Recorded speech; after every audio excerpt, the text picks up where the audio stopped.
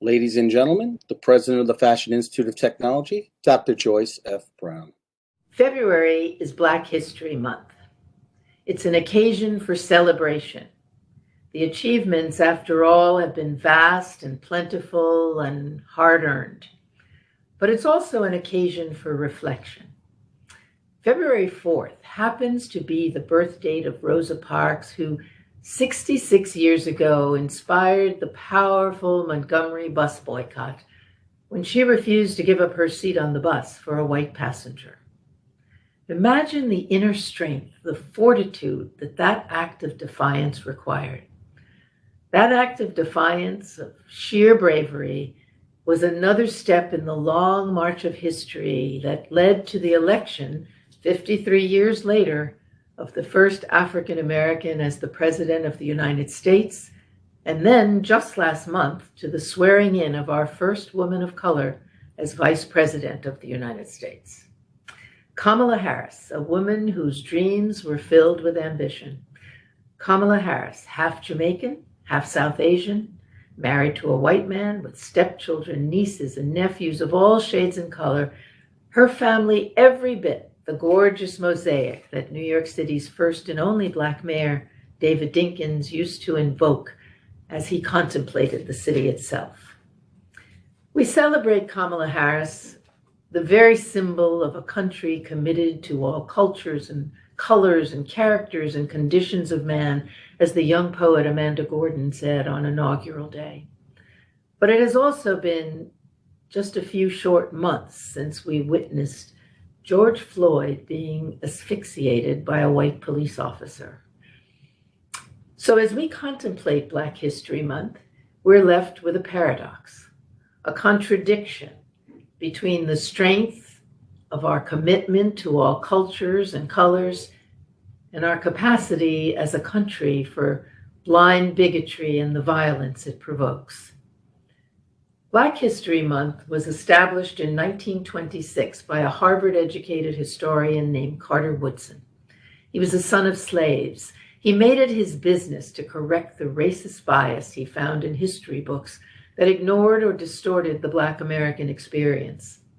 When he launched Black History Month, he didn't expect it to last. He was confident that soon enough, Black Americans and their history would enter the nation's mainstream so that a special day, a week, or month would not be necessary. Yet here we are, 95 years later, 58 years since Dr. King offered his great dream, 57 years since the passage of the Civil Rights Act, and 9 months since George Floyd uttered his last terrifying words. For all of the progress, all of the achievements of Black America, our nation remains scarred by the legacy of violence and hatred and bigotry. As Ms. Gordon said, it's the past we step into and how we repair it. In this regard, FIT is no different from the rest of the nation. We have our own long, lingering biases, and they have caused untold pain to students and employees of color. Over the past year, we have tackled this issue head-on and with candor, and we have started the long, arduous task of repair and rehabilitation right here on campus. Simultaneously, we are working with leaders in the creative industries whose ranks are filled by our alumni, but not so much by alumni of color.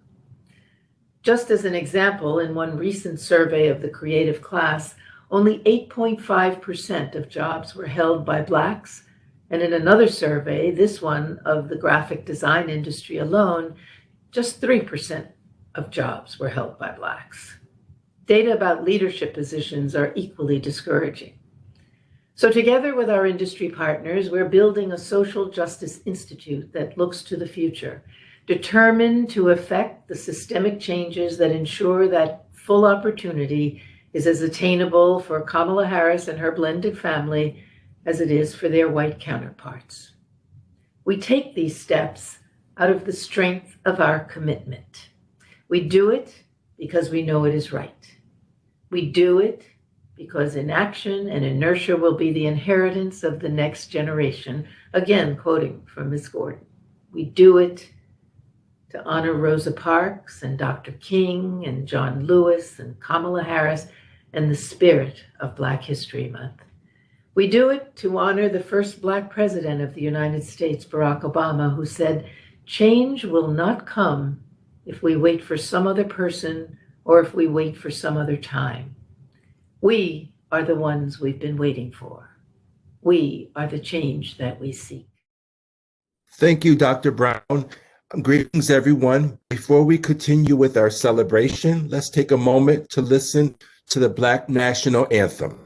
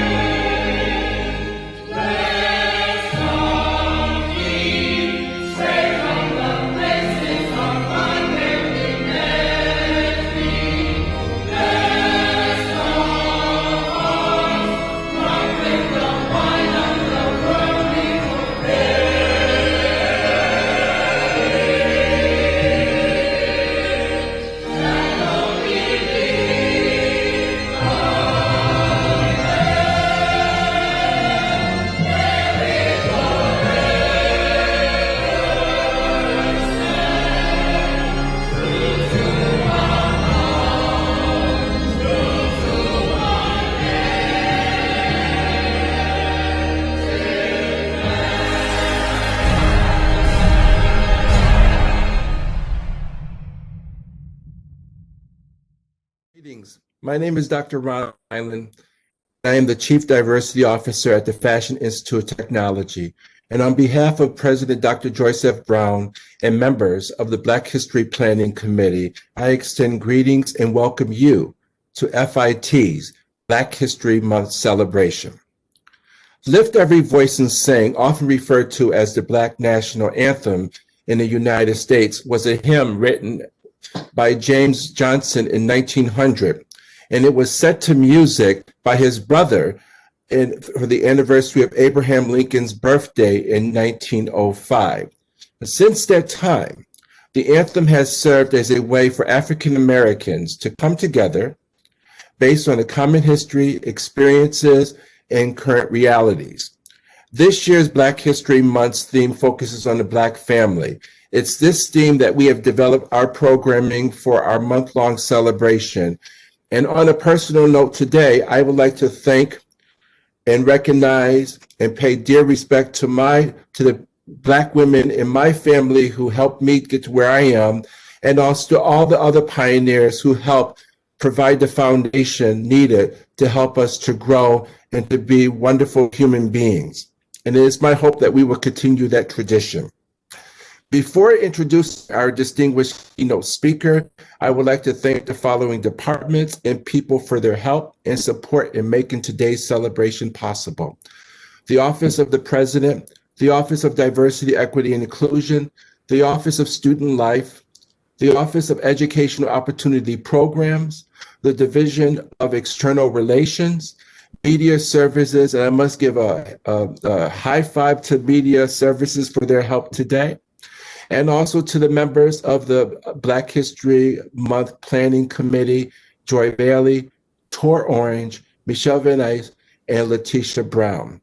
With a village, everything is possible, and I am thankful to be a part of this wonderful village. We have so many wonderful events scheduled for this month: a panel discussion on Wall Street, to presentations on structural racism, to a cooking demonstration, and a wonderful conversation between Stella Jean and our own Valerie Steele. And finally, an awesome virtual Back to the Present student exhibit is now open. In addition to the events, President Brown has a call for proposals for Black History Month. The proposals may range from panel discussions, art expeditions, literature and poetry, interviews, research material, and white papers. Any medium that will allow us as a college community to come together and discuss, better understand, and remember and celebrate the Black family and its history and impact that history has had on our culture and society. Submissions are due by February 8th. More details are available in the Office of the President's email and also the FIT's Black History Month's website, which lists all of the programs available for this month as well. At this time, it gives me great pleasure to introduce to you today our keynote speaker.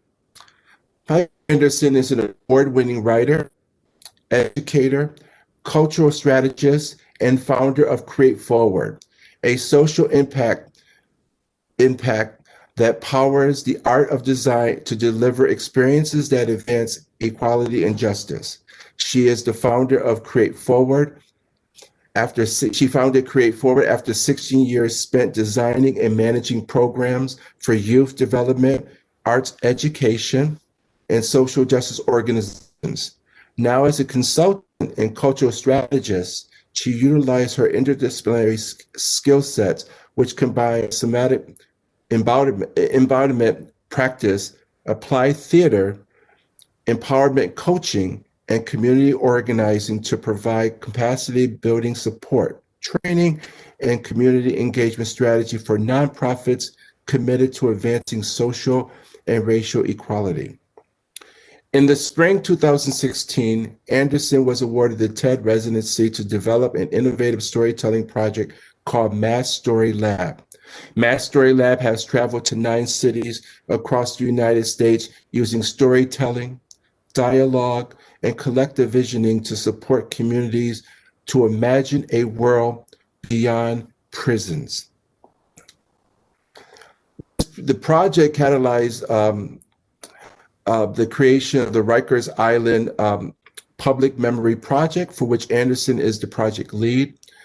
Piper Anderson is a professor at NYU, teaching courses in justice, criminal justice system.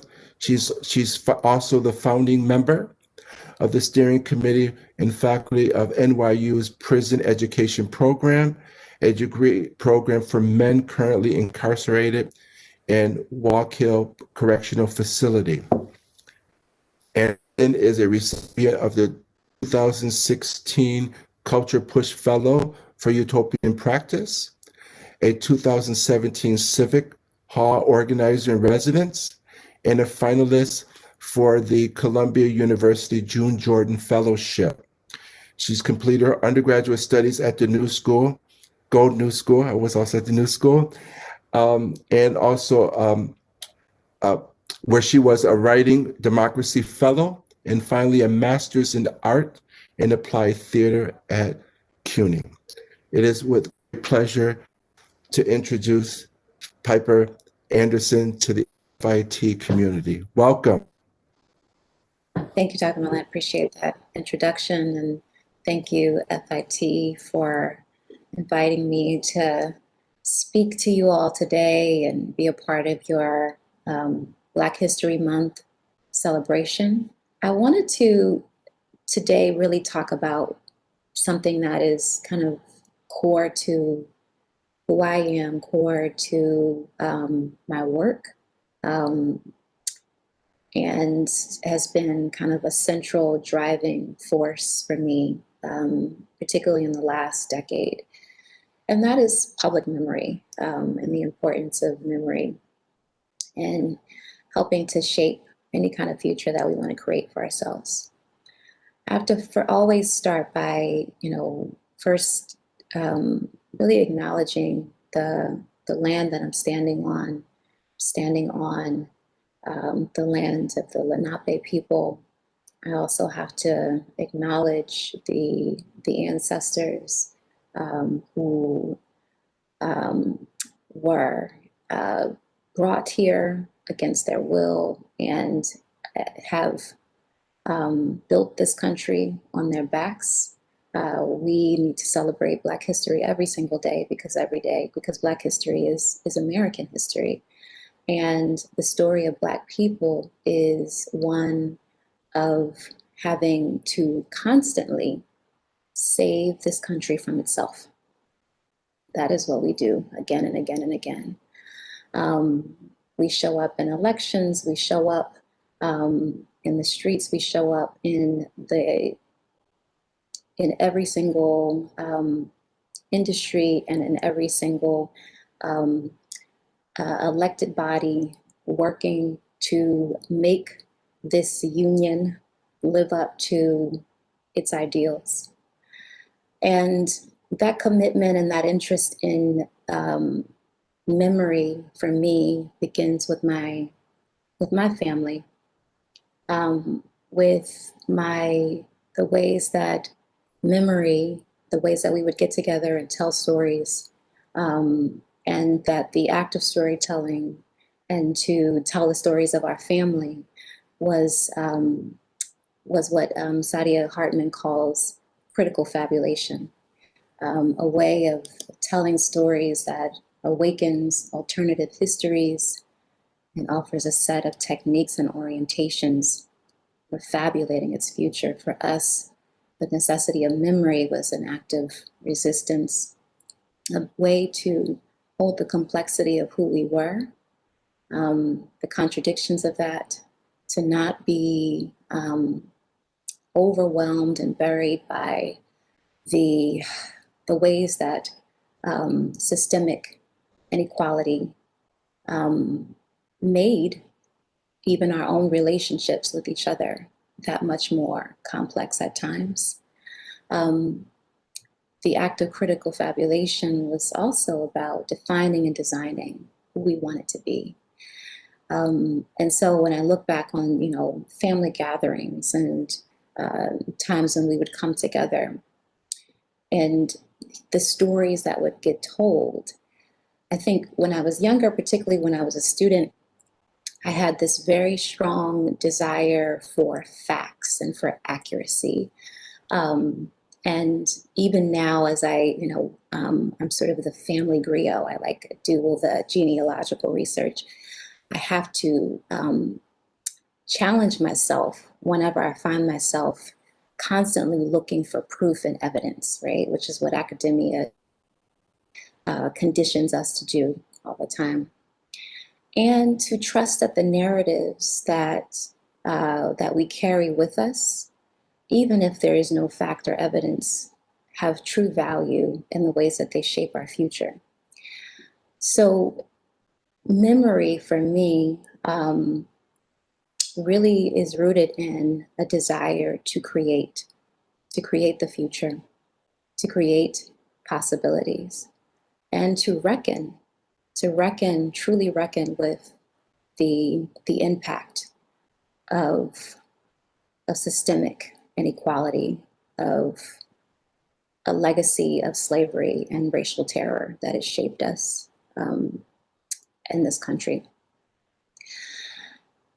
On a broader scale, you know, we can think of public memory, right? Collective memory, particularly as it relates to the Black experience, as being a powerful tool of critical Black remembrance, which, you know, there's some incredible scholars who are doing work now in the way of capturing photographic evidence. You know, people like Lee Rayford and Sarah Lewis and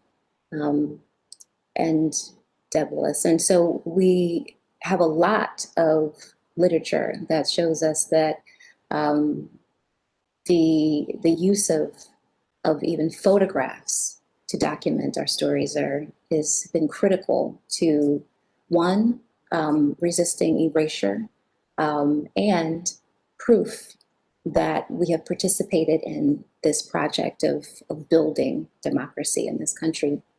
Ida B. Wells, I think, is one of the earliest and most important examples of this, right? The way that she used images of lynchings of Black people to investigate those lynchings, to challenge these claims that the lynchings were justified because these Black people were being accused of raping white women or other acts of violence against white people, which were often a justification used for lynchings. And she would use these images as a part of her investigation and part of her writing and documentation of this to prove that that wasn't true, right? To really reclaim the memory of those particular Black people, but also to refute a narrative that was extremely damaging. Frederick Douglass, in his time, was considered one of the most photographed people, most photographed Americans, right, of any race, who was also really, really interested in photographs and their role in shaping our role within democracy.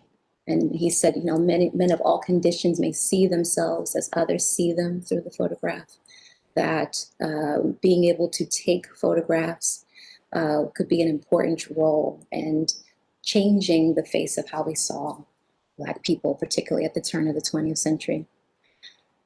But it's also really critical in terms of how we understand the years of racial cleansing that led to the theft of Black land and property. And so many people know of Greenwood, Oklahoma. They know of Black Wall Street and the story of Black Wall Street and the racial cleansing there, this prosperous Black town, and Black people essentially killed and run out of town, their property seized and stolen by white members of the nearby community. supported by local elected officials as well as sheriffs. What few people realize is that this wasn't just something that happened in Oklahoma, but it also happened in Forsyth County, Georgia, in North Carolina, in just about every state. There were prosperous Black communities that were essentially destroyed and stolen, right? You know, this image, which I use a lot in some of my my workshops, this image on the left of this Black family, the white people in the background, watching them leave with only the things that they could carry in their arms, leaving their land behind. And so this past fall, I thought a lot about this image this past fall when during the election night, as the election results were coming in, and there was a lot of focus on Georgia, which was beginning to, go in the direction of the Democrats. And one of the things that popped up was that, Forsyth County, predominantly white, now a predominantly white town, had voted for Trump almost at like 70%. And I couldn't help but think about the fact that, how different the electoral map would have looked if Black people hadn't been essentially run out of their own communities by force. This is the kind of state-sanctioned violence that has essentially changed the electoral map in this country, and made it so that just now people are on the edge of their seats wondering if Georgia will turn blue, if other southern states will. But these are the legacies and the stories that have been lost and that don't get told and that are missing from our broader narratives about how we understand even our present moment within this country. So, I think that, we have to be constantly asking ourselves, why do we forget? Why do we forget Forsyth, Georgia? Why do we forget, other towns like it? Why do these are not narratives that are part of the larger collective memory in this country? And then why must we remember? And I think that there's lots of work right now happening that is challenging us to think about memory, to think about what we remember and why. One of the reasons why, right, the why we forget is because of white supremacy. White supremacy demands that we forget, demands that Black people forget, demands that anybody who comes to this country as an immigrant forgets, and also demands that white people forget. If they want the benefits of whiteness, they have to also forget as well and participate in this fiction, right? This delusion, this cultural fiction that places them in a position of superiority. Michael Eric Dyson says that, one of the most powerful ways of challenging and ultimately destroying the ideology of white supremacy, the myth of white supremacy, and the narrative of white domination is to unearth sites of resistive memory, history, and practice. And that is really the work of public memory. I think the 1619 Project is a really great example of what happens when we recenter Black people within the public narrative about the shaping of this country. The 1619 Project set out to really challenge people to consider the consequences of slavery and the contradictions of Black Americans at the very center of our national narrative. And it shouldn't be a surprise to anyone that this was met with tremendous anger and frustration and from white historians who, when you think about history, there is a dominant accepted narrative, what the story of this country is. And no one is supposed to challenge that. And that is what the 1619 Project did. And so a group of white historians wrote a letter, a detailed letter aiming to rebut the aims of the 1619 Project. And their objections weren't around facts, right? Or, or accuracy. Their objections were much more subjective. Their objection was rooted in, they said, a displacement of historical understanding by ideology, right? Historical understanding, which is defined by a set of historians, most of them white, who believe that it is important to preserving our understanding of this country, to view the founding fathers as is without fault, heroic or tragic. And the 1619 projects, rather than seeing them as these innocent ideologues, right, who aim to create this more perfect union, instead viewed them as very complex, very strategic, very conscious white male landowners, literate male landowners who understood exactly what they were doing when they made this huge compromise around slavery. So I think that when we start to remember that we have the opportunity to begin a process of repair, that we can't start a process of repair without first actually remembering things, without really reclaiming the collective memory, the public memory.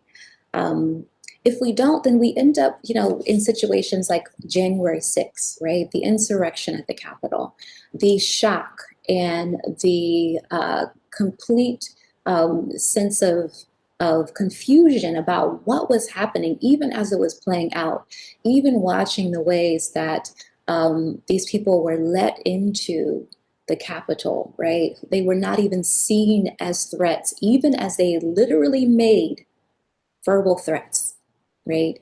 This way in which white people continue to be seen as innocent, as incapable of what exactly we saw happen. And even afterwards, the denial that conservatives had about what was happening, even though they documented it, and challenging us to really pretend as if we didn't see what we actually saw. And I think for many Black people, I certainly felt it in my bones, right? Like I felt it on a very physical, visceral, probably ancestral level, right? I remembered, right, on a deep sort of level that, when I was growing up in Philadelphia, that there were certain neighborhoods you just couldn't go walk into, right? I remembered reading the story about a Black family that moved into a white neighborhood and then their home, and they were dragged from their homes and dragged down the streets and out of that neighborhood, right? And this is only 30 years ago, okay? And so for many of us, seeing the events of January 6th brought up lots of memories of the kinds of white violence rooted in racism that we witnessed or experienced growing up. And so we have to really contend with that. And there's lots of ways that we can do that. In the public memory work that I do, it can take many, many forms. And there's lots of examples of this around the world. More and more we're seeing it here in this country.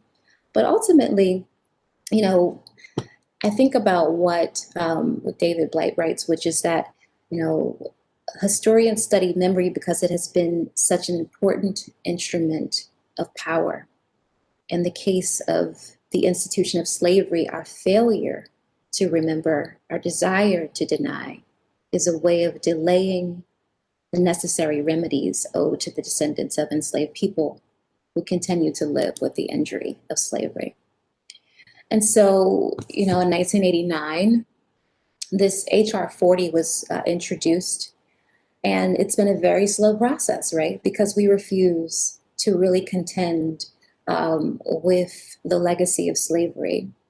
And so HR 40, which is the reparations bill, now has 40 co-sponsors as of this past year, and really aims to establish a commission that would study reparations, the importance of it, to examine the role of slavery in shaping the country, the role of the federal government, the discrimination that the descendants of slaves experience even now until this day, the ways that it has impacted and really been formative to every aspect of our country, and ultimately to recommend appropriate redress actions.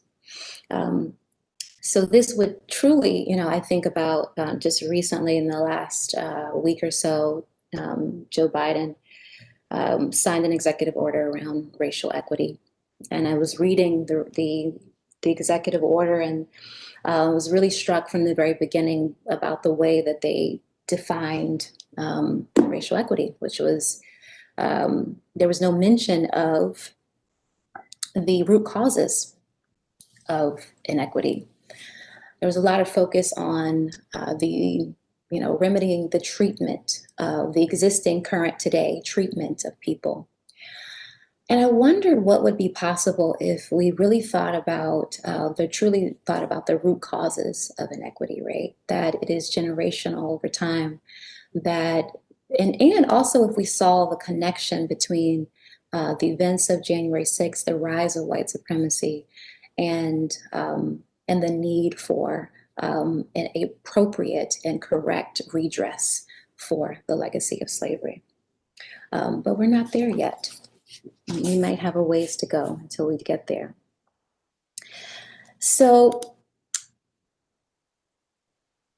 I think that there are lots of examples of how we've been able to do this already, right, in the country.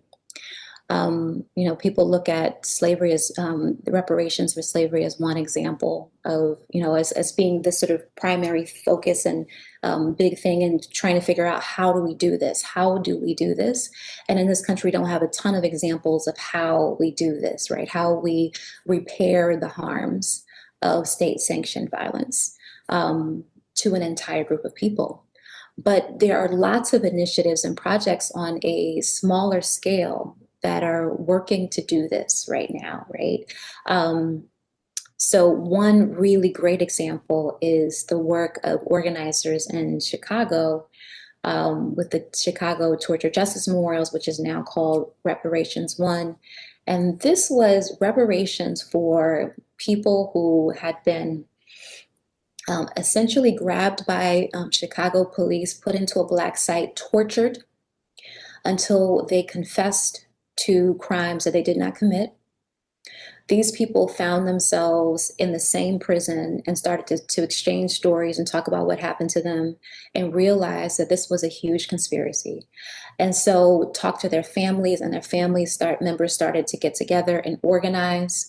And it took almost 30 years, right, for them to finally, first, for there to be legal consequences for the officers who tortured them and perjured themselves and got these people to confess to crimes they didn't commit. And then after that, they said, that's not enough. It's simply not enough when we think about the scale of the harm that has been done to our community, to our families. And so began this long process in which they were, doing events in communities, talking to people about these cases, sharing these stories, right? And then talking about what repair would look like. And so, sent out a call for speculative memorials and asked people to submit their ideas of how we could remember these cases and the stories of these people. And what ended up happening is one of those memorials was a reparations bill. And that reparations bill went to the Chicago City Council. It was passed. It included monetary damages for families. It included a scholarship fund for family members a curriculum that is now taught in 8th grade and 10th grade in Chicago public schools, an actual memorial, and a trauma center in the South Side. And so most of those things have already happened, right? Except for, I think, the memorial is the last thing that they're working on. But so this is a great example of, like, when, and it take time, but when a community comes together to demand repair, first using stories, narratives, reclaiming the narratives, and then looking to define justice based on the experiences of those who have been most harmed. Another one is, the work of the Equal Justice Initiative, who, Brian Stevenson is a lawyer, but also understands the importance of culture, understands that legal remedies alone are not enough. And so understood the importance of one, reclaiming the memory of those who had been lynched, right? They started out by putting markers around the South in places where people had been lynched, right? Is the first start.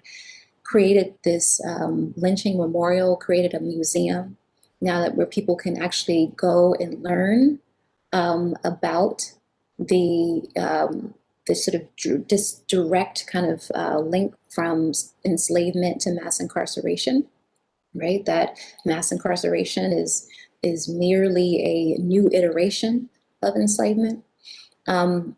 So this is another local example here in the United States of reclaiming memory. The work of the Rikers Public Memory Project, which is a project that I co-founded 3 years ago. I had spent over a decade teaching inside of Rikers Island, working with young people there. And then we reached a point where it just became really clear that the only solution to Rikers was to close Rikers.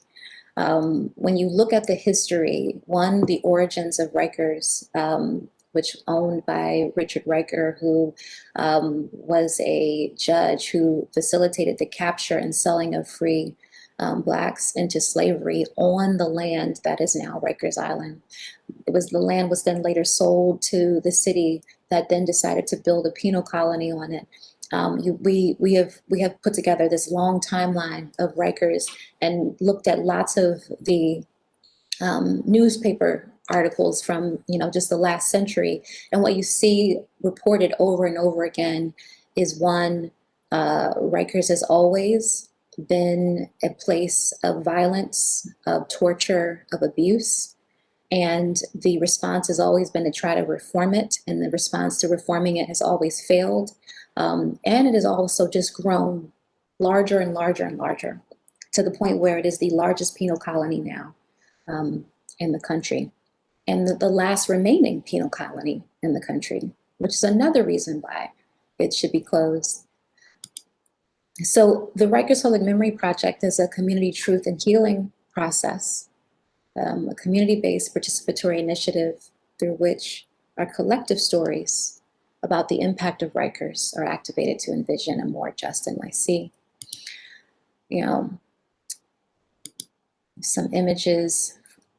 The Rikers Memory Project is unique in that it includes, in our partnership, it includes, my company, we serve as a kind of the cultural arm, but we also are using memory as a part of a strategy, a broader strategy to ensure the closure of Rikers.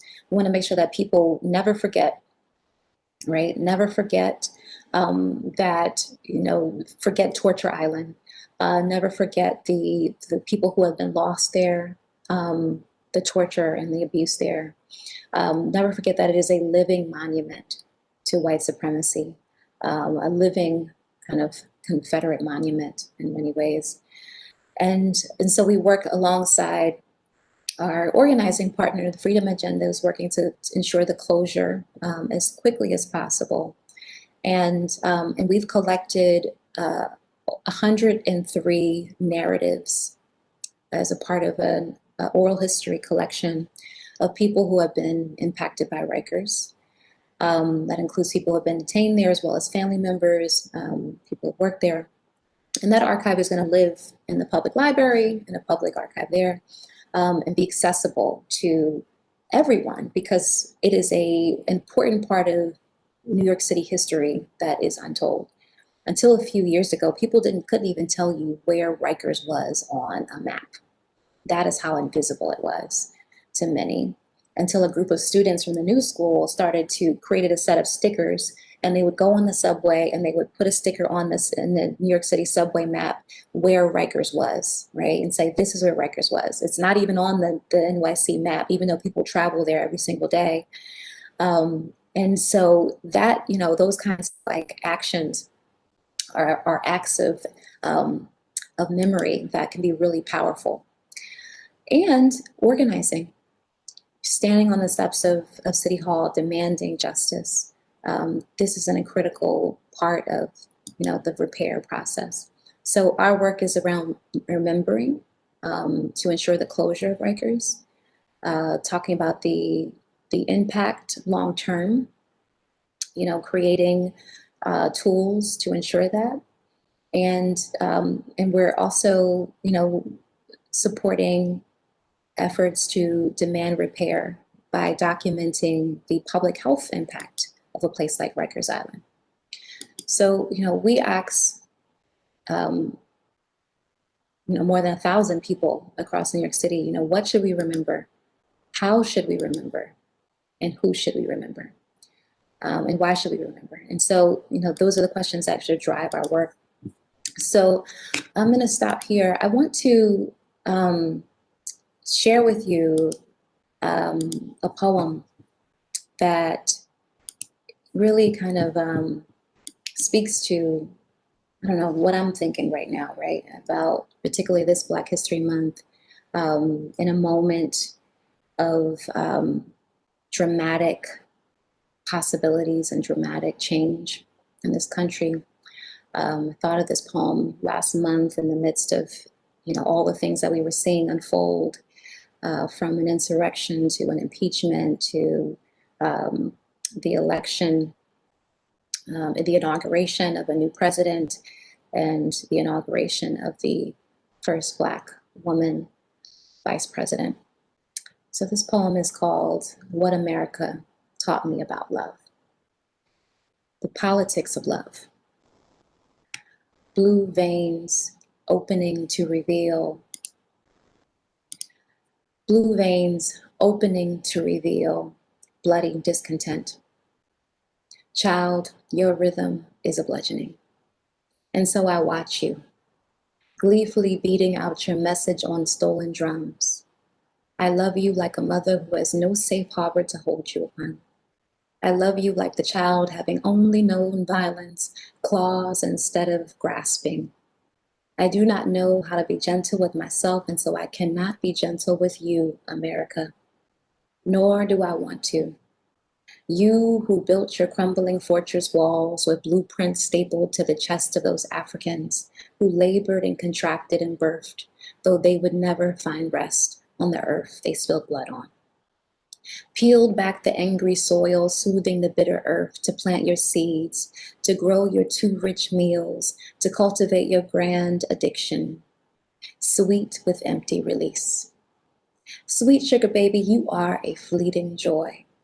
Still, we be ready to die for you. A land where freedom wafts through you, quick as wet cotton candy, quick as crack cocaine, quick as innocent flesh meeting molesting greed with only the hope of return.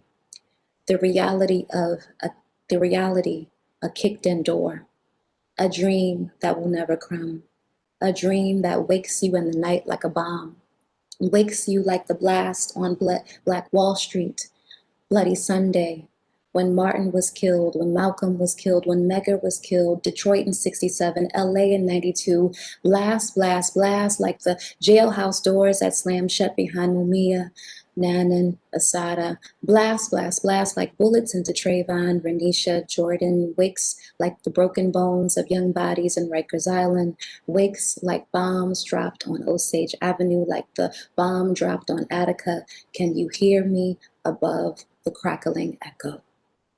Probably not. Erasure is threaded into the fabric of your flag. You wave it seductively, and I want to love you.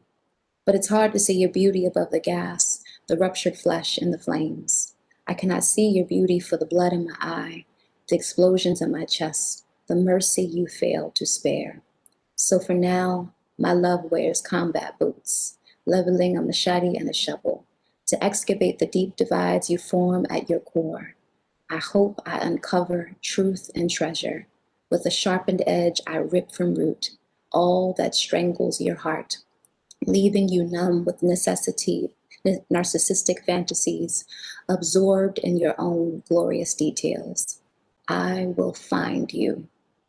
I will find who you can be, and maybe then we can talk about a union. So thank you for listening. Thank you for your time. I think we're going to open up the floor for some discussion at this point. I'll pass it to you, Dr. Brown. I want to say thank you so very much.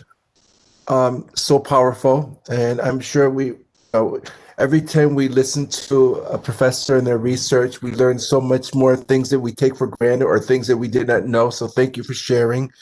I'd like to bring out Michelle Venice, who's going to help us with questions. And just for everyone to know, there is a way that you can write your questions in and there's a chat box where you can write questions in. You may have to refresh your browser, but there are ways. So I'd like to introduce Michelle to come on. Good afternoon, everyone, and thank you again, Piper, for your wonderful presentation and for the words. Right now, there are no questions in the chat box, but I do have a question. Kind of what sparked your kind of aha moment to do this work, right? Because we don't wake up saying, you know what, I want to show our Black people free. I want to make sure that there is equity across the board. So what was your aha moment to say, you know what, my purpose or my walk is to do this work? It's a good question. I think it's comes back to my own family. It really comes back to my own family and thinking about those moments when I was younger. So my mother has 10 brothers and sisters, and she grew up, her and her siblings grew up in Philadelphia, but her parents, my grandparents, are from North Carolina. My grandmother died when she was 46, and my mother was 12 years old. And the family never, all of her siblings, they all have their own story about where they were and that day that she died, what happened in the aftermath of it. And each of them hold on so tightly to that narrative because it has shaped who they are and how they survive in the world. And any attempts to sort of I would have these, do my thing as a facilitator and try, and as an oral historian and try to bring people together and be like, let's have a conversation and let's talk about these different narratives, right? And they were like, no. It's my narrative, right? I don't want to hear what he said. He wasn't there, right? It would always go south whenever I would try to do that. And it really struck me that how we remember, our own narratives, really are an act of survival. For so many of us, and particularly for Black people. Even think about I think we can all imagine you think about those pictures in our in the family photo album. Those things are like gold, right? You try to go to somebody's house and be like, oh, can I take this photo? We're like, oh no, you can't. You might get beat, right? And I'm like, I could just scan it, but it's I found a photo of my great grandparents. And someone had given it to me. My mother saw it and she was like, where'd you get that photo? Like, it was like, how do you have that photo? And I realized just how important, like, this is like, it's gold. It's like breath for people. And how we, define ourselves and how we shape ourselves and how we heal ourselves is so very much wrapped up in memory. And the same is true of our collective memory, right? We're going to keep asking the same wrong questions about what is happening in this country until we decide to actually remember the origins of how we got here. And so I just feel like that is really, my work is to be that bridge, right? Be that bridge, whether it be for my family and being able to hold multiple truths and multiple narratives, be that bridge for Black people as we define what justice looks like for us, and what repair looks like for us. Awesome. Thank you for that. There is a question in the chat. Someone wanted to know, what is the name of the poem you just read? It is called, I call it What America Taught Me About Love. That's my poem. And is that published anywhere? It is not. Got it. At least not yet. Gotcha. Okay. I do have a question, Professor Anderson, and I got to say it. Just the theme this year for Black History Month is the Black family, and when you talk about the whole incarceration of Blacks, and the relationship with family, there's such a relationship there that most Black families have someone or know someone that is incarcerated. And that's very powerful. And I think that the Rikers project is so important, and I would love to see Rikers close. But but I want to. The $64,000 question is, what are some of the things that we can do as a society to try to change this trend of incarcerating, young Blacks, young people of color? Because by doing that, you're taking away their ability to create memories, to create families, to create positive influence. So that's why I want to ask you, if you don't mind. Yeah. I think, it again comes back to, I think there's a lot. One, I want to say there's like a lot of incredible work that's happening across the board in this area. How we define criminal. The notion of the criminal, right, is very much, and Gibran Muhammad writes about this, is very much wrapped up in just public representations of Blackness. And so, you go any day on social media and people are like showing these contradictions where how white people are treated within the criminal justice system and how Black people are treated in the criminal justice system. A young white woman stole Nancy Pelosi's laptop and tried to sell it to the Russians, and she was let go and sent home with her mother, right? A Black girl is, protesting, peacefully protesting, in the streets, and is held on $1 million bond, right? So there are two forms of justice in this country, right? There are two different justice systems. And I think that, I'm going to be honest with you, I think that the existing system is, which has very much its roots within slavery, within the attempting to preserve the mechanisms of controlling the Black body. And I don't think it'll ever serve us, right? And so we have to find ways to take care of ourselves and take care of each other, right? And I think that there are like programs that do that. There are organizations that do that. But what are the ways that we are showing up for each other in our communities and our neighborhoods to ensure that we don't need to call the police, right? So that we can address violence when it happens, right? Where we have, models for ourselves that we already had, right? Of community accountability, right?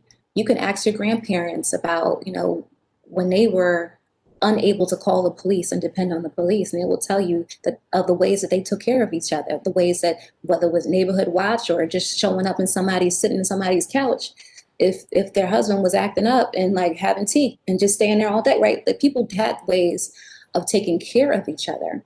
And we need to go back to those ways and create new ways of taking care of each other and taking care of our young people, and supporting them. But we have to really recognize that the existing system as it is, I'm an abolitionist, right? Like I think that the existing system as it is will never serve us, right?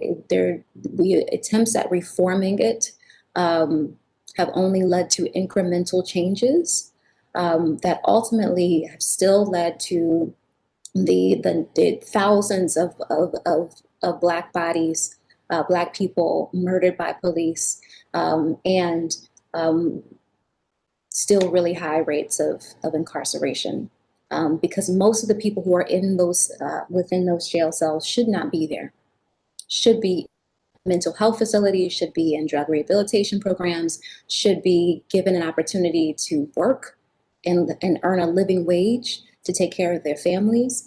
Angela Davis says that the prison is where we disappear our social problems, the things that we don't want to look at, that we don't want to address. We hide them within the prisons, right? The prisons become another way to erase people, to disappear people that we don't want to deal with. And so we take that out of the equation, and it requires us to turn to each other and look to each other and support each other in ways that we're not right now. Thank you. Do we have any other questions in the? So there is a question from Jacob. So I had a question about your thoughts on the larger prison abolition movement, which Dr. Mylan's question got at. So they just want to say thank you. And obviously Rikers is a particularly egregious offender that should be closed, and there's a lot of work that needs to be done there. So just wanted to share that comment as well. Absolutely. We do have a question from Professor Lemon, who's a professor in the English and speaking, if I'm not correct. Professor Anderson, I'm attending with an honors class, Creative Imaginations Theory and Process. Could you talk a bit about any mentors, role models, or other creative individuals who have influenced your work as a creative person? Yeah, so many. Absolutely. Yeah, so where to begin? Oh my goodness. I'm really grateful that I have so many incredible mentors that have really shaped me. And so, when I was an undergraduate, I started my undergrad at the University of Texas, and I was in a performance studies program. And so I got to meet Dr. Omi Oshun, Joni Jones there, and study with her. And I learned a lot about the adaptation of Black literature into performance, physical theater from her. Also the ritual theater. I learned so much from her about ritual theater as well. And through her met another mentor of mine, Sharon Bridgeforth. And Sharon created something she called the Institute for Radical Living, where she brought together a group of young people, young poets and artists. We would come to her house every weekend, and we workshop our writing, and we talk about the sort of intersections of organizing and activism with art making. And Sharon was the person who asked me, what do you want your work to do, right? Do you want it to just like build up your own reputation and your own fame, or do you want it to build community? And I knew at that moment that I really wanted my work to build community. And so learned a lot about like just the importance of being accountable, being an accountable artist, and being accountable to our people and the work that we create. Who who else? I mean, there's so many people. My my advisor in grad school was Dr. Daniel Banks, who also, you know, this was an incredible gift to work with, um, and an incredible pioneer and thinker of hip hop theater. And he really challenged me as an advisor. He really challenged me to be rigorous, really be rigorous with myself, right? As a scholar, as a practitioner, as someone who committed to sort of the balance of praxis of action and reflection in my work. So those are the people that immediately come to mind, right? There's a ton of other folks as well. I think about like the work of Sarah Lewis and the Vision and Justice Initiative at Harvard, the work that she's doing using visual imagery to have us critically, you know, think about the role of visual defining democracy and the place of Black people's place in it. And Derek Willis, who is also at NYU, who has a book about Black Civil War soldiers coming out really soon that I'm really excited about. Also doing incredible work in visual representation and imagery. So those are people that immediately come to mind in terms of influences and mentors. Okay, so we do have another question from Linda Rivera. She says, "Thank you for this wonderful and informative presentation. With today's climate of awareness and the new administration, do you think we'll see any significant changes for the Black community?" I don't want to seem like a pessimist, but I do feel like, you know, what I'm concerned about, like I study culture, right? Like, and I study like image. And so, you know, my first out the gate was like all of the visual representations of like, you know, the president sitting down every single day and signing these big executive orders. And, you know, and I was like, oh, this makes it feel too easy, right? Like it makes it feel like, oh, he's here to save us and he's just gonna sign this document and whew, racial equity, whew, you know, like we have these things. And then you go onto social media and you see the way that people are really kind of buying it. They're like, great, finally, we got someone on it. Oh, now I can go relax. I don't think anything will change for us unless we keep fighting, right? You know, nothing's changed, right? The game plan hasn't changed. We have a new target, right? And this administration is not going to be accountable to Black people unless we demand it. So it is still very much on us to do the work, to ensure that we hold them accountable, right? To live up to all these, like, you know, very ambitious, you know, new plans that they're putting forth. And it can't be something that just gets signed and then suddenly, you know, there's a plan. No, this takes time, right? This takes time, and it takes a willingness to really contend with the fact that, like, how we got here didn't just start 4 years ago, right? This ain't just, you know, cleaning up Trump's mess. There's a whole lot of mess that was made before Trump came into office. It's true. I think people now just have time, right? And so they have time to actually see the mess and unfold. We do have another question from Marissa. How do you think we can shift our culture from criminalization of race and mental health? And how can we as educators make an impact?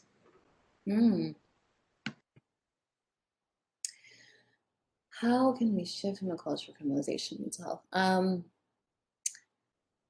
That's a great question. You know, I don't know that I have an answer, right, to how we do that. I think that one of the things that has to happen, though, is that we have to take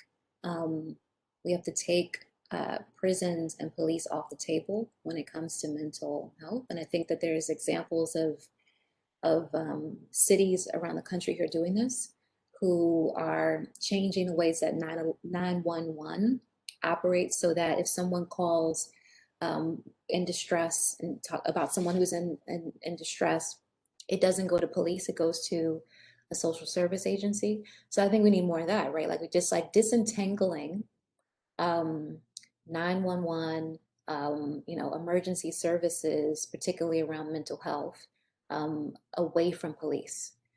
But the problem is that police have been depended on for so long as the first responders when it comes to mental health, and have been given money, have been given tons and tons of resources to be the ones to do this.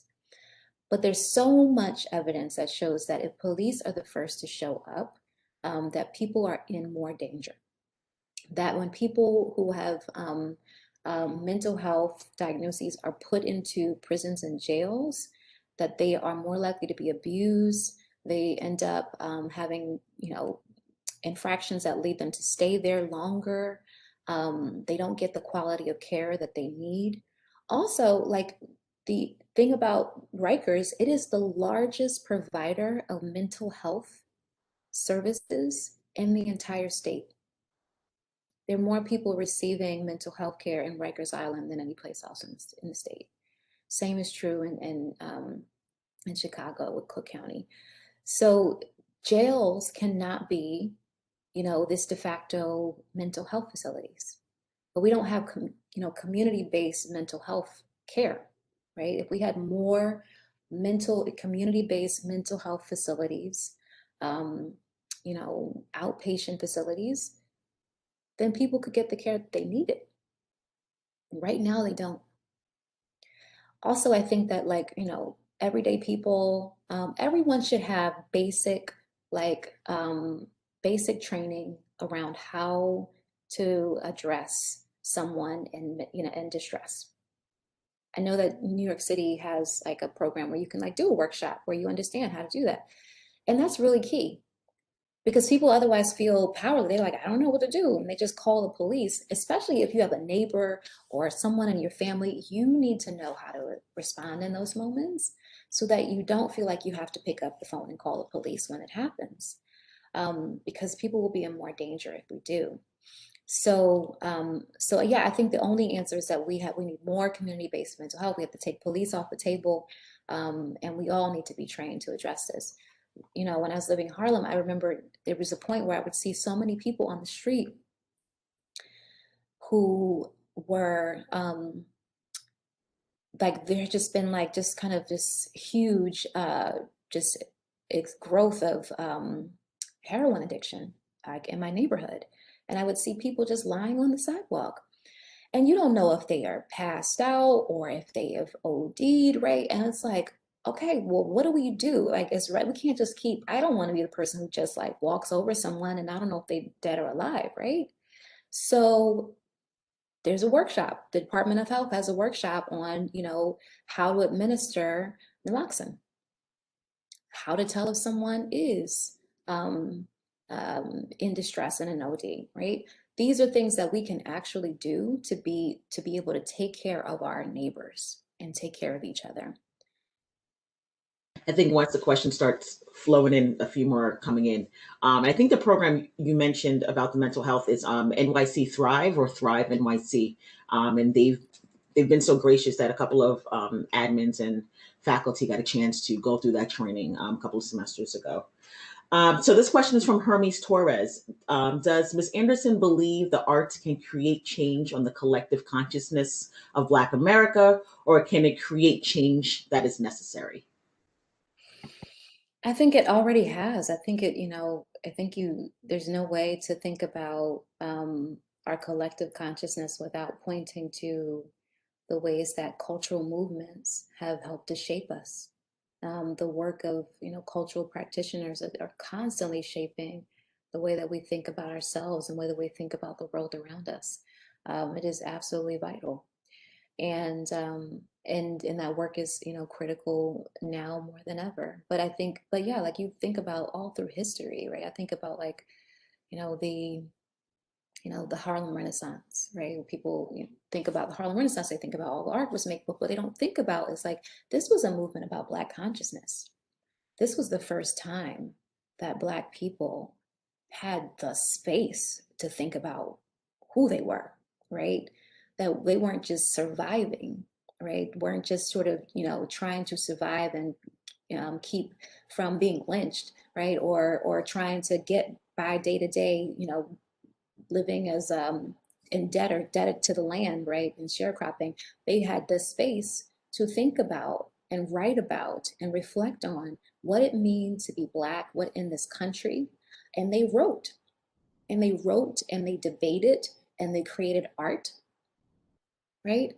And I don't think we think about this, the sort of significance of that movement on that level in terms of Black consciousness and shaping Black consciousness, and how it continues to shape Black consciousness, right? The writings that we still come back to this day. Just now, just this year, just during Sundance this very week, a film adaptation of Nella Larsen's passing is now going to be available for the world to see. Nella Larsen, an author who was writing during the Harlem Renaissance, writing about race. So, it's still very much shaping our consciousness. The, work of Zora Neale Hurston, going down across the South in her car, documenting stories, documenting folklore, documenting songs, right? We have an archive of that because of her. We have films.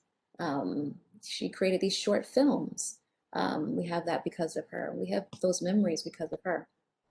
Frederick Douglass' interest in film and in photography, right? And him understanding just the value, the importance of photography and helping us to really kind of rethink the public imagination as it relates to Black people.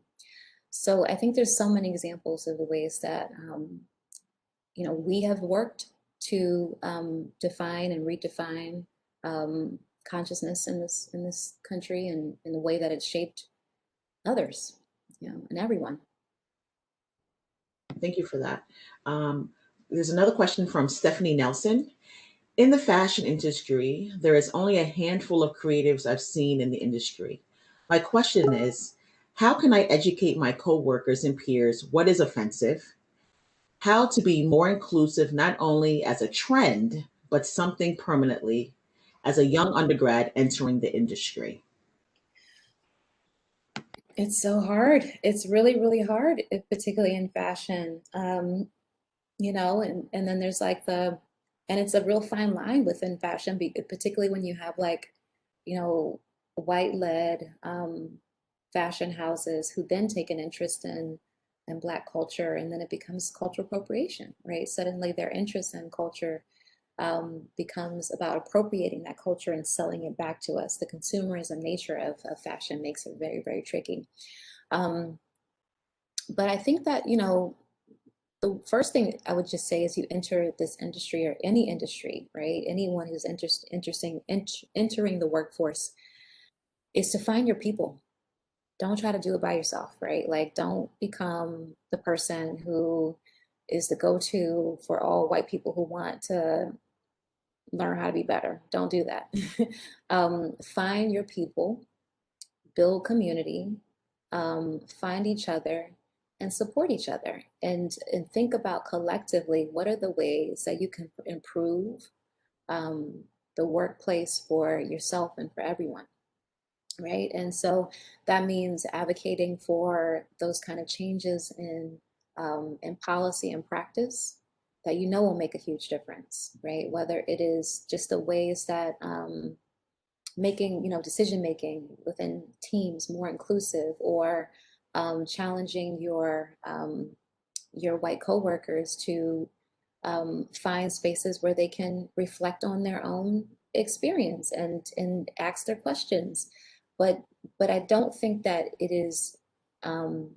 I think a lot of what happens to particularly young Black people entering the workforce is that they find themselves doing a lot of emotional labor and educating people. And that's not what you're there for, right? So take care of yourself, find your people, and then think about, with those folks, how you can really advocate for broader changes that would create change on a structural level. Great. I think that was our last question, but I just wanted to make sure I included the comment from Dr. Tardis Johnson. Awareness is a start in the Black community. I encourage a serious conversation around mental health and access to resources that address mental health. Mental health cannot be addressed if it's not diagnosed, and we have to have open conversations and remove the stigma. So I think that's the end of our questions. Piper, it's always a pleasure. Thank you so much for this work as we wrap this up. And just to not leave on a gloomy note, right? Because we know a lot of this work can weigh heavy on our hearts and our minds. If you can leave us with a takeaway for the community that is watching and for those who are not knowledgeable, what is this? What is the one thing you want us to leave away with to continue this fight? I'm gonna leave you with another poem. Yeah, that's what I'll do. This one's called Listen. Let's give birth to silence of this urgent need for movement. Let's make love to the sound of our analytical, theoretical processes, quilt together political identities, draw surrealist self-portraits of the enemy. Let's be revolution that is whimsical and fantastic. Let's remember that before we were ideals, before we defined ourselves according to somebody else's theory of our existence, we were breath and nomo and dreams that were so far out of this dimension that they could only be dreamt until someone spoke them and decided that they must be lived. And so we did, because we knew the power of words, and we knew that we descended from shaman and spirit warriors, and we knew the power of light and the color of sound when it penetrated, erupted, and transformed energy. We knew that we were midwives of tomorrow, and each moment was preparation for delivering her to the present. But somewhere along the way, we forgot the power of being human and settled for being political with the right leftist analysis. But my flesh won't let me forget. Each ache from head down spine won't let me forget. When my throat closes tight and my hands shake and I wake at night crying from dreams I can't read, I can't forget. And the revolution becomes getting out of bed each day, working though layers of barbed wire coat my back as my head winds until thoughts blend with memories, forgotten to-do lists, and decisions that threaten to be made without me.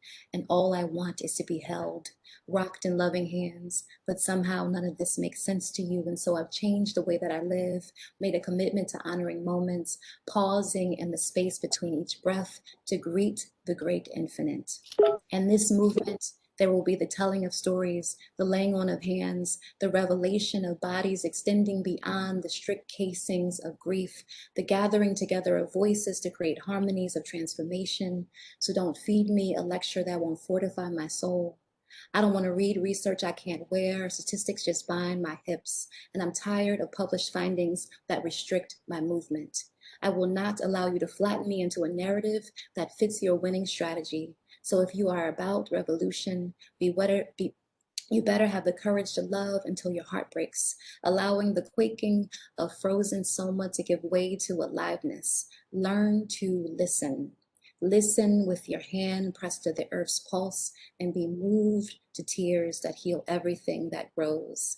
Listen as our prayers ricochet into unpredicted flight, bursting into a future even the best thinkers could not construct. Listen to the caravan of ancestors walking at our backs, telling us to watch for each guidepost toward freedom. Listen to each other with a lover's attuned ear, even amidst the shouting tyrant's spells, turning us away from each other. Listen, just listen, until it fills you up to overflowing. And then, because it is the only action that truly matters, love with a shattering might. Wow. Thank you so very much. It was a wonderful way to end it. I love the words always listen and to love. Piper, thank you for coming to our community and sharing your thoughts as we celebrate Black History Month, which actually Black history should be celebrated all year long, but we're going to make sure that this month counts. Yes. Michelle, thank you so much for helping with the festivities. And I just want to say thank you, everyone, for coming. Please participate in the activities for the month of February. And again, Piper, thank you. And you're always welcome to FIT. Thank you so much. Thanks for having me, y'all. Very good. Have a good day. Bye-bye. Take care. Thank you again, Piper. Thank you, Dr. Mylan. Thank you.